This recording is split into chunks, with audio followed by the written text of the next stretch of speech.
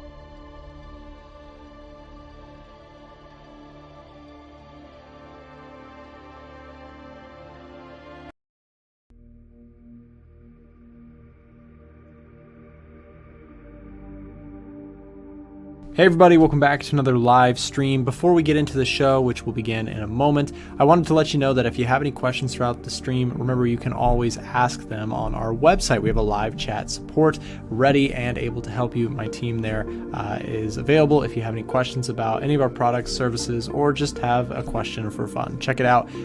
Link will be down below in the description.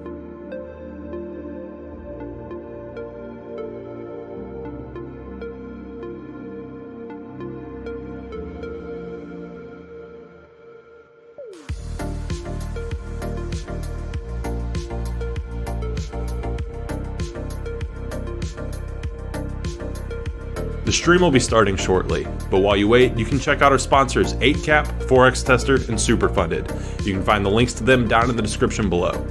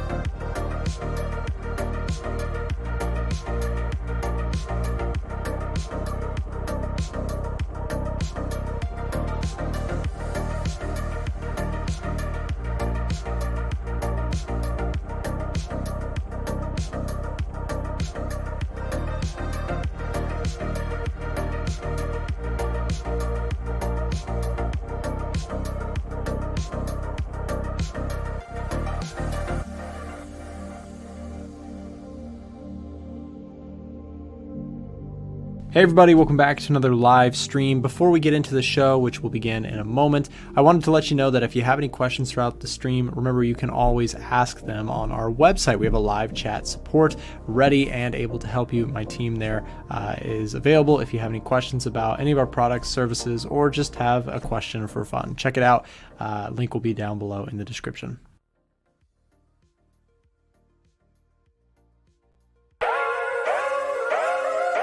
Coming to you live from our studio in Atlanta, Georgia, this is the A1 Trading Daily Show.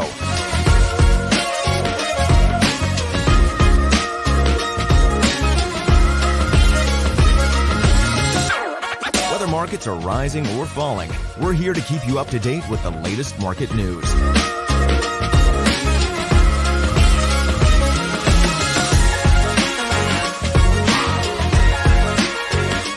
Join us as we trade currencies, commodities, and indices live, Monday through Friday.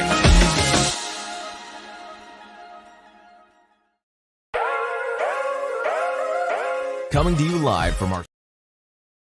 Good morning, everybody. Welcome back to the live stream. We are back. We are live. 150 people already tuning into the stream. Thank you for being here. Good morning. Good afternoon. Welcome back. Hope everyone is doing well. Hey, check out the new setup. We're playing around with the room here a little bit. I think it looks a lot better. We got the new setup going on. We've got the sponsors here. Well, some of the sponsors, we got TradingView. This is the Trading Battle. Of course, we got the YouTube plaque. We got the bowl over here. It's all kind of happening in here. Thanks to my team for James and Julie really helped me out with this. It's still a work in progress, but I think this is looking a lot better. This is going to get mounted. This TradingView sign, we're going to put it up here, I think. And then we might put a little display, an LED display. How do I do that? There. So look, it's so weird looking in the camera. Yeah, I think this is a lot better. Thank you guys. Thanks for the setup compliments. Appreciate that.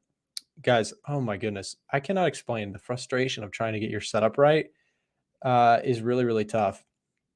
Welcome back, everybody. Thank you for being here. First stream. What's up? Hopefully we have many more together. We're here Monday through Friday doing this every day. This is where I genuinely do most of my trading during this hour where we go live and we go through the markets together. This is where I spend most of my time doing the trading that I do. Here's the thing. I don't like the idea of spending all day long. Here's the daily profit, by the way, on the account. We're down about $2,400. I don't like spending all day long on the charts, right? So I do other things in my career. I do content creation. I manage a software business. I just couldn't see myself. And I used to do this. I used to trade solely, like that's all I would do. And I used to work from home and I didn't have anybody working with me. It was just a solo show. And I did not like it, man. So I'm happy to be here with you guys for our daily 1 hour show. And welcome. So let's talk about what's going on. I'm still long gold. Got my stop loss moved to break even here, guys. We are floating a profit at this point of about $570. We went long gold a couple days back. This is, let's see, where do we get in? What day is this? Last Friday, picked up gold on the long side. I'm looking for more upside here on gold. I think we have potential here. I put out a tweet yesterday. It was a little bit of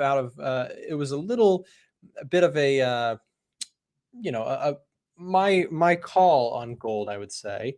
And I want to show you guys this. So if you guys don't follow me on Twitter, by the way, feel free to do so. I'm gonna show you. I'm gonna show you my tweet. So here's my tweet.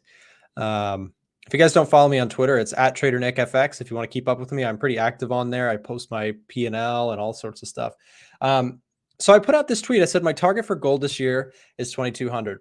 And here are some of the reasons as to why. Banking fears, slowdown in the labor market, de-dollarization concerns, and a possible return at some point to quantitative easing. Now, if quantitative easing comes back into play, my fear is that it's not going to be for a tough reasoning, right? Generally speaking, that's when that happens. When we print a lot of money, it's usually off the back of something is concerning the Fed. So anyways, follow me on Twitter if you don't already. Here's my tweet. If you guys want to follow me on Twitter, feel free to do so. I'm trying to grow on Twitter. And if you guys have it, please drop a follow real quick. Anyways, yes, I am long on gold. That is my only current active position. I do also have some swing trades or some position trades open on Euro Swiss and dollar yen. So here's your gold chart on tradingview.com. And let's take a look at this. So my entry in terms of the gold futures is, of course, around that 2005 mark that I hunted for a while. Miss C.M. Walker says, okay, I got it on Twitter. Thank you for following on Twitter. If you guys do have it, make sure you follow. Again, you can click that link. I just dropped it in the chat for anybody who wants to check out my Twitter. So yeah, gold here, in my opinion, still looks fairly strong. It looks fairly supported around the 2000 mark. And my concept here with this is that if gold breaks the 2005 mark, I'm going to be out of my trade. So I'm long gold as of here. And in fact, actually, sorry, let me take that back. We have our stop loss at break even. So at this point, what I've done is I've trailed my stop loss to break even. What I'd like here is not for this market to even come back and retest. If this comes back and retests, my idea for a very strong hold here has been broken. So I called this trade alert inside of our Discord channel. I took that trade around here. and now have officially moved my stop loss to break even. Let me confirm that I have done all of that here. So give me 1 second. Yes. So I said, congrats to the fellow bulls. Beautiful run up today off of support, trailing stops to break even here. So stops are are trailed, break even. We cannot lose money on this trade, which is a great spot to be in for traders. If you have been in this situation, you know it's a sigh of relief to know that your trade is not going to lose money. I wonder what Frank is trading. Maybe we'll have him come on in just a little bit. We'll ask him about his current trades. Part of the reason I'm so long biased on gold, I'll show you guys something kind of interesting about this. Gold in terms of the smart money tracker. Check this out. So the smart money tracker. Oh, also, I can't wait to have Frank on because I want to show him the new additions to the smart money tracker. We'll talk to him in just a little bit. Gold here is long. The long contracts here have shown a real big preference for the long side. And notably, we talked about this yesterday. Frank and I discussed that there was actually an increase in long positions and a decrease in short positions. This is actually extremely bullish for me on my gold position. And part of the reason why I'm confident to continue holding my gold long idea is, again, big money is very long gold. And if we know that big money is long gold, that's an added confluence to my trading. This is why we use the EdgeFinder. This is why we use data to help build confluence. Some of you guys who use the EdgeFinder, for EdgeFinder users, real quick in the chat, type here, hold on, EdgeFinder users, type here in the chat. I have an announcement for EdgeFinder users, and I want to tell you guys about it. Smash that thumbs up button. By the way, if you guys are enjoying the stream, type here in the chat if you're someone who uses the EdgeFinder. I want to show you guys some cool changes. I want to direct your attention to the EdgeFinder. If you already have it, you may have already seen these updates, but we just rolled out a couple really cool updates to the COT report data, the smart money tracker page. Okay, cool. Got a couple here's in the chat. Thank you guys. Good to see you. I know a lot of you regulars tune into the stream. And I want to actually bring in Frank for this. He's in the back room. Frank, come on in here when you're ready. Did you see, I played around with the smart money tracker. Did you see these little changes I made? Yeah, what's all those new colors? Yeah, so okay guys, so we had some people in the chat who are also EdgeFinder users. So to EdgeFinder users, and of course to Frank, I was looking at this last night and I kind of played around with some coloring and I want to see what you think. So what I did is I rearranged the column order a little bit. So what this is showing us is, of course, and I'm going to explain this to the newer people who are just watching it as well. This long contracts just goes by asset and it shows us which assets institutional money is buying and how many long contracts they have open versus right next to it. I moved this column, Frank. I moved it right next to it. So we have short contracts right next to long contracts because I think that that's a little bit more readable. And the other thing I did is I took away coloring on this just because it was a little bit confusing because it could spike suddenly and give a weird signal. But then what I did is on the far right side, I just added a little heat map component to the long and short side. And I think what this may help with is it just visually shows using, of course, a heat map. This is what its purpose is. Just shows us which assets are very sold and which assets are very long. So I don't know. What do you think? Do you like the color changes or are they confusing to you? No, I like the color scheme now. Before it was like kind of just random, I guess. The colors just look all over the place, but this looks more, I guess, organized. I guess the big one for me too, Frank, when I was doing analysis is like having this column next to this column is a little change that actually helps so much for me. Cause I don't know, like I would read, so like long contracts would be here and then short contracts would be here. So I'd be like jumping my eyes all across the rows and columns to try and look at it. So it's nice to have them right next to each other, I think. Yeah. Regardless. Yeah, so you guys are getting behind the scenes look. We also, courtesy of Frank, have some really cool new charts that we are adding. In fact, this is not fully showing. Hold on 1 second. I'm just going to current page settings. I just need to increase the length of this page. So let's do 2800. There we go. Okay, sorry about that. Okay, so we added these two charts here. Frank, what are these two charts showing us? You're the Yeah. one who designed them, so what are we looking at? So they're not quite pretty yet. Maybe you can dress them up some later on, but basically these two tables track COT positions and kind of docks it for an extended amount of time so you can compare what they're doing week to week. So the top chart is just the percentage of long contracts for the quote currency, and then the secondary asset is in the red. So it's just tracking the two long percentages over time to see if they're increasing or decreasing or just remaining the same. So you can look at that as well as a currency pair bias, which is this is what I like the most because it plots the price chart in green here. So you can look at the price as well as these yellow bars, which is it calculates the bias from institutional positions. So basically, sounds fancy, but it's really just a subtraction between the long contracts in one asset versus the long contracts in another. And if there's a positive difference, then the quote currency gets that bias. And if it's a negative difference, then it's a secondary asset that gets that bias. So if it's Euro USD, which is what we're looking at now. This one is, I just switched it to Aussie dollar. Oh, Aussie dollar. So this is a negative. I guess the number would come out as a negative bias, which only means bullish to the dollar.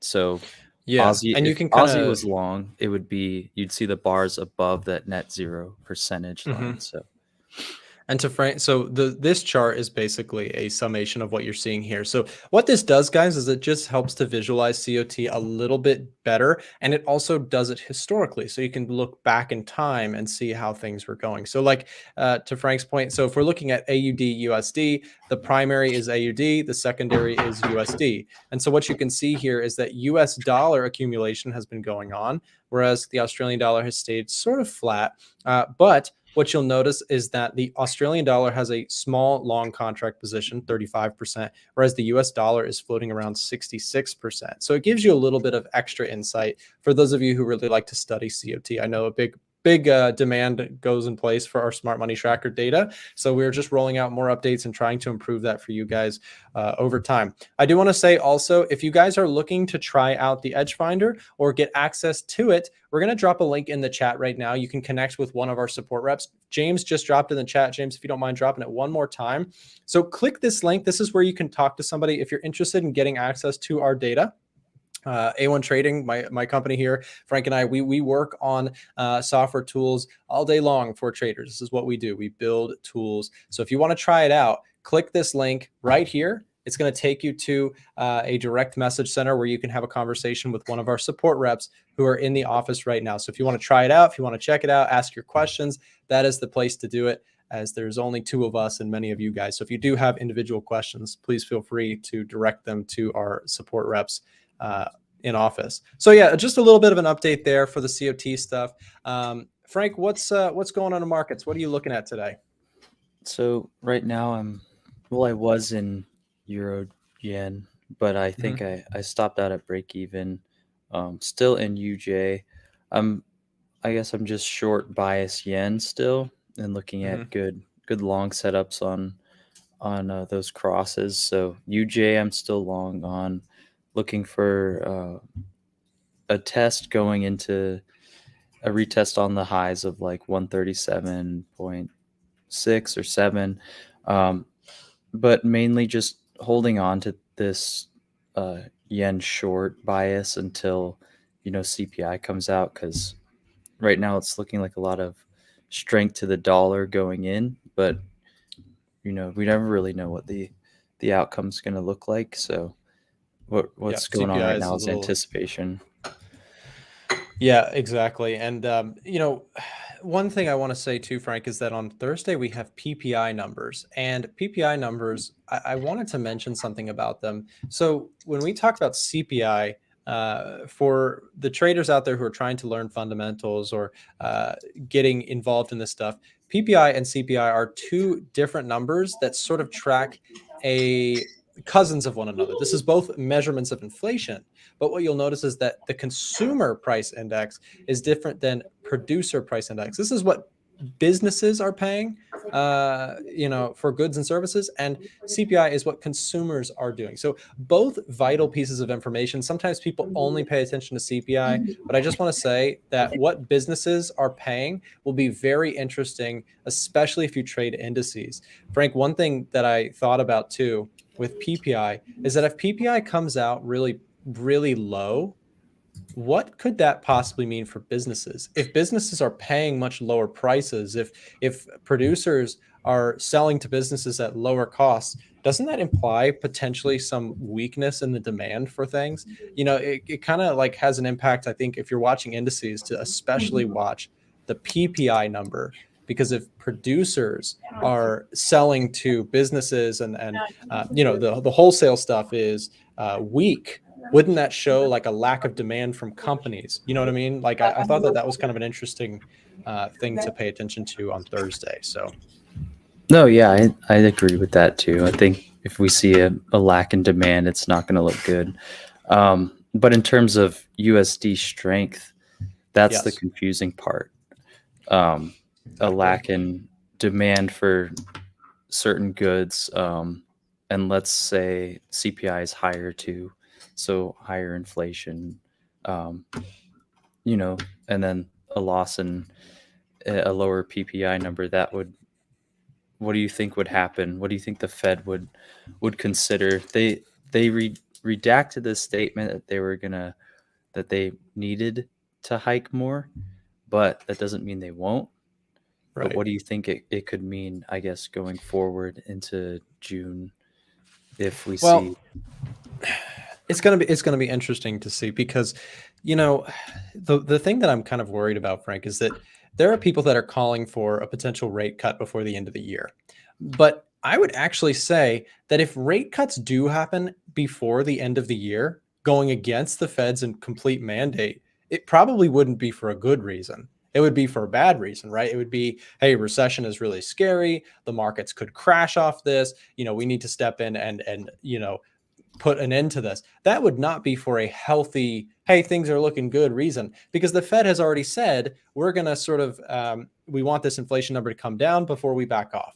They're not just going to erase that line of thought unless it's for a very concerned reason. This is part of the reason why I'm very cautious on indices right now, and I'm just sort of waiting to see if we can get a breakout. Earnings season was pretty resilient, so we'll have to see. I want to ask our guest here. He's been waiting patiently for him. We'll bring in Mr. Tom from Simply Forex. Hey, Tom, how's it going? Yeah, morning, guys. All good, thanks. How are you? Hey, Tom. Good. Welcome back. Good over here. Morning, Frank. Morning, Nick. Yeah, welcome back to the show, Tom. Tom is a regular guest, a technical trader who comes on and shares his analysis. Tom is living in Dubai. Is that right, Tom? It is, yes. It is. Yes. 10 to 6 in Dubai, but the morning for you guys. And it's getting ridiculously hot this time of year. I can imagine. It's starting to warm up a lot here as well. So, well, thank you for coming back on the show as always. Frank and I were just talking about indices, and I wanted to see if you have an update on anything that we discussed last week, maybe the NASDAQ or the S&P. Do you have any technical insights for us on that? Okay, let's take a look at the NASDAQ then, guys. Let's start with the weekly chart. Just looking at the weekly, I still think there's a bit more room to go to the upside. Okay, so if we look at the weekly chart, clearly in an uptrend, yeah, and we're getting, look at these last 2 weeks of candles, just pushing off of this support level. What was once resistance is now good support. We love this pattern, and yeah, we're just getting these bullish weekly candles. If we go to the day chart, and I still think it has a bit of room up to here, guys. If we go to the day chart now, it's just stuttering a little bit at these last highs. Yeah, but if we push through these highs, I think we've got a nice buy on our hands. or even if we get a bit of a retracement, and then we see some, buyers enter the market, again, we've got some good buys, but only looking for buys really because of how bullish those weekly candles are and the structure of the market. Everything is in an uptrend. So, Tom, are you looking at like 13.6 as a potential target? Yeah. Let's go back to that weekly.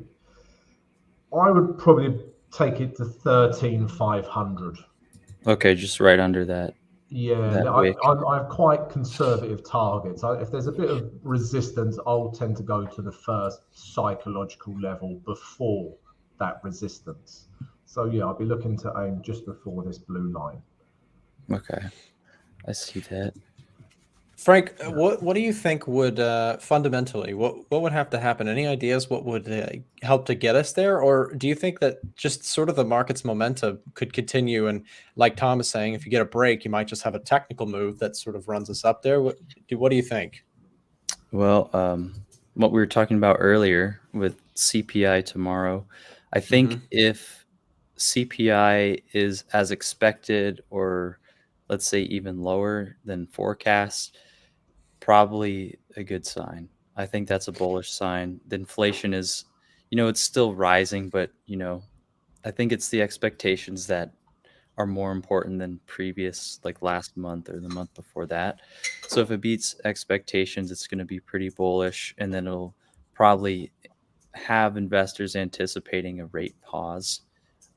Yep. And then that's going to look pretty dovish for the market. So tomorrow's CPI, if it's lower. Yeah, that's probably a good call and something to watch out for. So we do have plans to be live for that event tomorrow, guys. So if you are just tuning into the stream, make sure to subscribe. And if you turn on the notification bell, you'll get notifications for when we do go live. And also, while you're at it, go check out our guest, Tom. He's here bringing on some great extra value to the channel. If you guys want to check out his channel, we'll link his down below in the description for you guys to go subscribe to Tom as well. I want to sort of just give my take real quick on the NASDAQ as well, because I think Tom made a really notable point here. I'm looking at the 4-hour chart, and the 4-hour chart, we had a level of resistance here that was really quite key, I think. So if you have this level of resistance here marked on your charts, right, you're 13,280, let's call it. Price has pretty consistently found sell pressure off of these areas. Initially is seeing some reaction here, some hesitance to try and go higher. But to Tom's point, I think that when you have a consolidation zone or a resistance zone like this, that is very stubborn for the markets, we could all of a sudden, especially tomorrow with CPI, if, I'm not saying we will, but if we have one of these candles come into play, like a big solid green candle. And as Frank just mentioned, what could cause that? Well, potentially cooler than expected inflation, showing that these interest rates are impacting that sticky inflation on core CPI. I think that is where, as Frank mentioned, you get sort of that momentum to pick up into the market. And I think that scenario, to Tom's technical point and to Frank's fundamental point, could give us the steam we need to sort of see a move like this. So personally, I'll be looking at the NASDAQ going into tomorrow. I'll also be looking at the S&P. And before I go into the technical chart, I just want to follow up on the COT data. We made this point here, but of the 3 indices that we currently have tracked here, we noticed that the S&P 500 still has a pretty heavy short ratio from institutional traders. But when you look at the NASDAQ, it's actually got a slight preference on the long side. And this is really interesting because, again, the NASDAQ is comprised mostly of tech stocks. So when you have, tech stocks, the more risk on play of the litter being heavily bought, it's a very interesting dynamic. We see an increase in long contracts as of the most recent filing. It's very, very interesting to watch. Julie, would you mind? Sorry, Frank. Would you mind just muting your mic for a second? Just picking it up. Thanks. Yeah. So I think this concept of the NASDAQ being the one to watch is kind of interesting, and I'm glad you guys both were pulling those ones up, because you have the US 30 showing pretty much the same as the S&P, where you have a pretty short, heavy, combination. So something to pay attention to. Of the indices, it seems like the NAS is the most heavily bought in terms of institutional data. As we mentioned earlier, we're getting this access from, or this data from the EdgeFinder. If you guys do not have access to the EdgeFinder, we're going to drop a link in the chat where you can get a free trial of it. You can chat with one of our support reps and check out the tool for yourself. That link is being dropped right now. Just look out for it in your YouTube live chat. Click that link. It'll direct you to where you can have a conversation with us. So we've talked a little about indices. Tom, what are you looking at outside of the indices? I know you love your pound dollar, your currency pairs. What are you looking at? Yeah, so I'm looking at a lot of the US dollar majors. They're sort of teetering on an edge right now. So if we look at euro US dollar to start with, I'm looking at a few US dollar majors. Okay. But the euro is pretty much, if we start with the day chart, you know, it's been in this sort of range really. Yeah, it's been just ranging, not knowing what to do with itself, and just ranging between these two zones. So if I see a bit of a break of this gray zone, yeah, currently it's holding, yeah, but if I get a daily candle that looks something like this, not easy to draw with a mouse pen, please bear with me. Nick, you made it look easy. Struggle. Yeah. No, it's hard. I know it's not easy. Yeah. But if I get a red candle that closes below this grey zone, then I'm thinking we've got a bit of room to the downside, you know, potentially down to here. Sure. But if this holds and we get a bullish reaction, you know, we might have to wait a couple of days for a bullish reaction perhaps, then I still think we can take price back up to these highs. So yeah, that's what I'm seeing on euro US dollar. It really depends how this range, if it breaks one side, I'm interested. If it breaks the other, I'm interested. Yeah, and Tom, your concept there with the euro is very interesting, especially as we go into tomorrow's CPI report.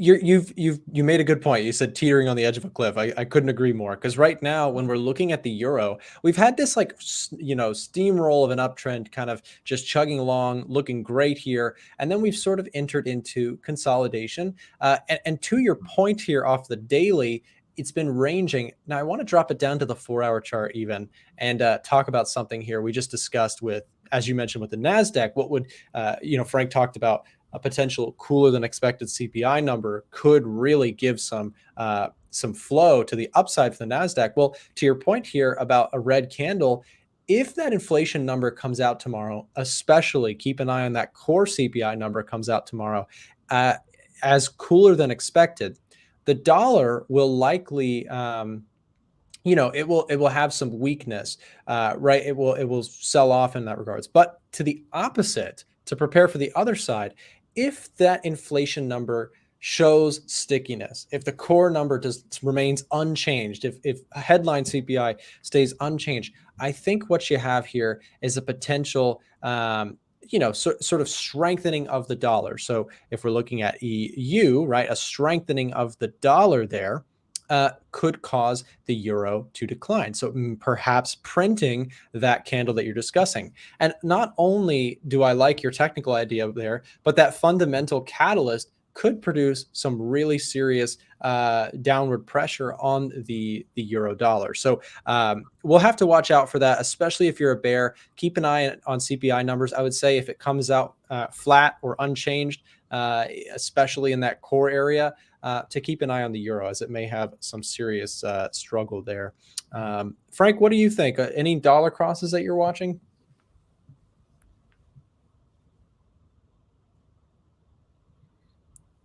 I think you might be muted, Frank. Sorry about that. Yeah, I forgot to put it on mute. You're good. You're good. Thanks for doing that. Yeah, not really. I was looking at pound dollar yesterday, and then I saw that it was rejecting that high. I was looking for a breakout there, but it showed some selling pressure. But what I am looking at is some potential pound strength. So I'm looking at pound CAD right now. After what looked to be just another healthy pullback in this uptrend, I got it up on the 4-hour. So it's hitting some good support right now. but even if that breaks, there's a longer term trend line that I'm looking at too. You know, the loony's really weak right now, so I'm looking at just ways to trade pound strength this week going into the rate decision on Thursday, and then just overall bearishness for CAD and COTs showing bearishness. So that's right, because you have that's what I'm looking at. You've got the Bank of England on Thursday reporting their rate. It's expected, I believe, to be 25 basis points, but more importantly, forward guidance. So your is what people will be paying attention to for sure with the pound pairs. So you're looking to potentially be bullish. I kind of like that. I mean, especially when we look at the institutional positioning on the pound here. You've got on the CAD, as you mentioned. It's one of our biggest shorts on the COT data as of the most recent filing. So taking a look at this, you can see we have about 28,000 long contracts and 78,000 short contracts open on the futures market, according to the CFTC's non-commercial data. I think that's an interesting play. I think shorting the CAD is a trade that I like as well, for better or for worse. But your concept there on pound CAD, I actually kind of like that. So we'll have to watch the Bank of England's stuff on Thursday. But another interesting catalyst, I would say, for pound traders is to watch for if they show any signs. I mean, my opinion, we've talked about this a couple times. Inflation's very high in the UK. It's probably going to remain high. It's probably going to be a problem for longer. And the old adage for that is, in terms of rates for the UK, is higher for longer, right? Higher rates for longer than perhaps their counterparts in Canada, which have signaled that, they're done rate hikes. So you have sort of a dynamic. It's sort of a Game of Thrones, if you will, when it comes to these central banks. And right now, that is markets' number one priority, is watching the central banks, it seems like. So I like that. Tom, pound pairs? Are you trading pound dollar at all? Not at the moment, no. Let's have a look at pound US dollar. I'm not. Any pound pairs really. are cool. I was just thinking, we talked about that previously. I mean, to go against that, pound Aussie dollar, I'm seeing the daily structure breaking down on pound Aussie dollar. So it was clearly in an uptrend. Okay, but now, it's, for me, it reacted at this important support level, but then the market for me has started to make lower highs. Yeah, so this is telling me selling pressure. And just looking at these daily candles, just looking at these daily candles, it's just selling pressure to the point where this last low here has been broken. So I'm seeing a little bit more selling pressure for pound Aussie dollar specifically, potentially down to this level, or even back down to this level. But like you say, I'll be heavily dependent on what happens with the interest rate, which is killing my variable mortgage at the moment. I cannot imagine. Yes. So, that's what I'm seeing with pound Aussie dollar. Yeah, no, and I like that point too, Tom, because you pointed out pound Aussie, which is an interesting specific one, because as we may know, the RBA actually raised rates by a greater margin than expected, which has recently put a lot of upward pressure on the Australian dollar specifically. So despite Frank talking pound CAD potential bullishness, and you talking about pound Aussie potential bearishness, I think they can kind of coexist. Of course, both of you guys on that will be heavily sort of watching that interest rate decision, as you guys both mentioned. But I think that if I was to trade one long and one short, that's exactly the two trades that I would pick. So not to just agree with you guys, but I think, of course, the pound component will be very interesting. But the Aussie and the CAD, specifically, I think I like Aussie over CAD right now. So that's an interesting one. What about Australian dollar against the Canadian dollar? In this case, you guys would probably just straight up agree in terms of buying Aussie, selling CAD. Frank is on the sell CAD side. Tom, you're on the Aussie buy side. Any thoughts on Aussie CAD? It's not a pair we usually talk about, but Well, I just thought so. To your point, I guess it's relation to the gold market, which could be something to look at. Like I'm bearish CAD, but I don't pay too much attention to certain markets. So Aussie dollar is not really my like specialty, but I know that it's connected to the gold market, and gold has been doing very well recently, especially or even with these rate decisions that came out and forward projections of the Fed. Gold is still hanging in the 2020s or whatever, just looking good overall. So Aussie strength might be connected to whatever gold's trying to do. So sure. Speaking of gold, I want to come back to it and see what's going on with the gold trade that I've got on. So here it is. I'm still hanging on. I've got my stop loss. I trailed it to break even. So at this point, I can't lose on this trade, which is a great spot to be in. I was able to catch this low here. The trade is floating about $600 in profit. So we'll see if this one can keep going. My thought process on this, I talked about this earlier. I put out a tweet basically talking about why I think that there is a lot of potential fundamental upside for gold right now. We have the banking situation. We also have the debt ceiling situation, which is causing concerns there. Any hiccup, any concern there, I think sends gold flying. You also have the market sort of expecting the Federal Reserve to pause from here. At least that's what the bond market is pricing in, and equities also have been sort of seeing that as well. Of course, that's a whole story we could go into. The Fed is sort of or saying one thing and the market is assuming another, right? The market is assuming that rate hikes are not coming, and the Fed is sort of saying we're still open to rate hikes. So it's an interesting dynamic. I think that for me, gold from a technical analysis perspective, I think 2000 is a strong level of support that we should see continue to hold. If it doesn't, that would sort of nullify my idea here. So as we talk about often on our streams together, whether it's Tom, Frank, or myself, we all talk about how, when you're looking at entries, finding those great risk rewards is important because you are taking risk. You are accepting that sometimes you're not going to be right. Sometimes a trade is going to go against you. And in those cases, you have to accept the risk component to what you're doing. And so you have to close out. So if you're able to close out for a more controlled loss, that is a potential way to improve your trading overall. Anyways, I wanted to talk about this gold too, because we rejected very sharply around 2060 to 2066 here. If this breaks, and this thing will be very interesting to watch, if we do get a break of these highs on any of those catalysts that I mentioned, I think that gold has potential to sort of do a 1 or 2 month run. We'll have to see if it can do it.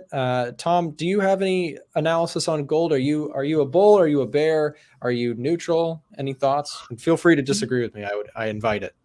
Yeah, it's not disagree. It's just the fact that we're in between a rock and a hard place at the moment. So if I bring up gold, well, it is a metal. Yeah. Took me a while there, Nick, but I did get it. It's a lame joke. I'm sorry. Keep going. Yeah, but you will see on the where are we? On the weekly chart, there is a very important level. This last high, March 2023, and you can see on the weekly chart we've had a huge.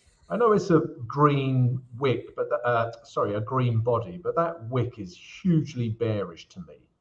All right, so we've had this big rejection on that weekly chart, and then if we drop down to the day chart, it's just become difficult for me to trade because we are still technically in an uptrend, yeah, and there's obviously lots of buyers still, and this zone here, which you had highlighted, Nick, was is potentially a good area to buy, but I just cannot buy into this because there's going to be sellers sitting in here, right. So, and you've got buyers on the day chart, you've got sellers at that weekly resistance level. So when I have this conflict, I don't like it. I just sort of stay away from that pair.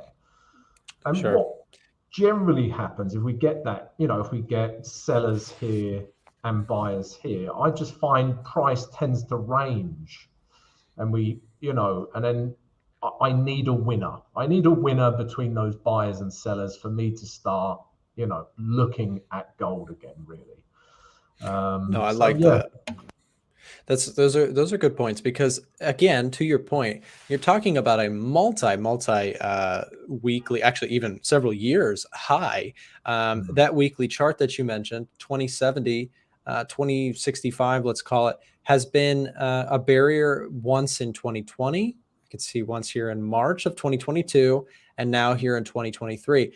I think that, to your point, there's a lot of sellers that come in and have taken out that price. It seems like it was sort of if you were to be a contrarian, and this is not my trading style, but if you were, this was one of the more clear sell attempts that I think made sense in the market. Is you have this sort of all-time high, you're going to, as you said, you're going to have some sell pressure that is introduced when you come into those areas. My idea here too, though, is, and you mentioned this, if it does break out, if we go into this sort of battle between bulls and bears, if it's able to break out, I think that the upside is explosive. And you mentioned waiting potentially for a quote unquote winner. I like that. I like that way of thinking. Watching for the winner here between the two will be very interesting. I like it fundamentally. So that was why I was willing to pick it up on a pullback. I'm sort of anticipating a potential break higher. If it happens, great. And I'll be along for the ride, and I'll feel good because I was able to catch it a little bit earlier. But if it doesn't and it ranges back down, I'm probably going to be in the same boat, Tom, because if it comes back and stops me for break even, which is where my stop is at, right around this 2000 mark, if it comes back, I'm not really interested. I think, as you pointed out, we could just sort of go into a choppy sideways market, and maybe the way to play it would be to wait for that significant break. I mean, if we break to new highs, I think it's probably going to be for a good reason. It's going to be some serious fear that's introduced into the market. And that catalyst is what I love to trade with momentum. So, Frank, what do you think on gold? Do you have any trades open on gold? Not currently, but I will probably, because I've been getting in and then either keeping a tight stop and stopping out, or getting out at break even. But I think something we need to keep in mind is, if we're looking at the weekly chart, so these levels, this is all-time highs for gold right now, 2060 to 2075 or something. We tested that last week, and right now we're starting out strong. Like, it could go the other way, but I think what we need to keep in mind is that price is this high, very close to all-time highs, with interest rates at very high levels in a long time. So the fact that gold is here looking this healthy with really high interest rates, which are, they're pretty much expected to come down from here. I don't think they're going to go higher than 5.5%. I think the cap was probably 5.25%. So we're looking at the end of interest rates hiking at least, and then the future for the Fed is lower and cuts going forward. So looking at a very healthy looking price chart for gold, and then the potential rate cuts in the future, like starting next year or so. Yeah, Frank, I think that's an exceptional point, because like you said, if you look left on your chart that you have there, both times that we hit those levels previously, rates were much, much lower. And here we are challenging them yet again with 500 basis points later, right? This is an incredible feat. You have to admit, the price being here at all with rate hikes, which is, usually cause dollar strength and usually cause, the gold market to sort of be less attractive as people go into bonds. It introduces a lot of pressure on the gold market. And yet here we are testing the all-time highs. I think that is a fundamental, point that has to be paid attention to. So Great points there. Guys, I think we're probably here at the end of our show. I just want to thank everybody for tuning in. And of course, thank our guests, Tom and Frank. Frank's not really a guest. He's more of just a co-host here. He's on the show every day. You guys know and love Frank. Tom, thank you for coming on as always. I want to remind everybody in the chat, please go follow our guest, Tom. A lot of you guys said you enjoyed the show. It seems like people are loving the trio effect. We have a lot of fun with it. And again, make sure to go show some love and check out Tom's YouTube channel. We're going to link his in the chat, and you can go subscribe to him there. Tom, thank you for coming on the show, man. Cheers, Nick. Cheers, Frank. I'll see you next time. Bye, Tom. See you. All right. See you guys. Thanks a lot. Frank, that was an awesome point, I got to say, with your – oh, there goes everybody. What happened? Are we still live? We're still live. Okay, sorry about that. Frank left. It's all good. Don't worry about it. I was just going to say Frank's point was awesome. I saw you were talking, and then I had already clicked leave. But, no problem. What did you want to say about? I was just going to say that was a really good point about the interest rate thing. I hadn't really even thought about bringing that up. And gold trading at these levels with interest rates so high is huge. So that was for sure a good point.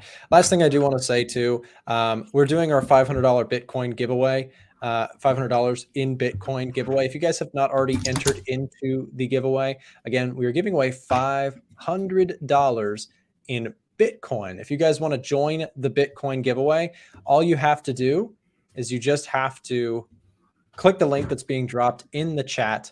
It's going to take you to a direct message center where you can have a conversation with our support reps about joining the giveaway. So just click this link. It's right here into the Bitcoin giveaway. Click that. It will take you to the site and you can enter there just by messaging us. Thanks everybody for tuning into the stream. Thank you, Frank, for coming on as always. And we'll see everybody back tomorrow. See you. Thanks again for watching today's show. Our goal at A1 Trading is to continue to share free value to our audience through daily videos and articles, keeping you up to date with the latest market coverage. If you enjoy our content, make sure to subscribe for more.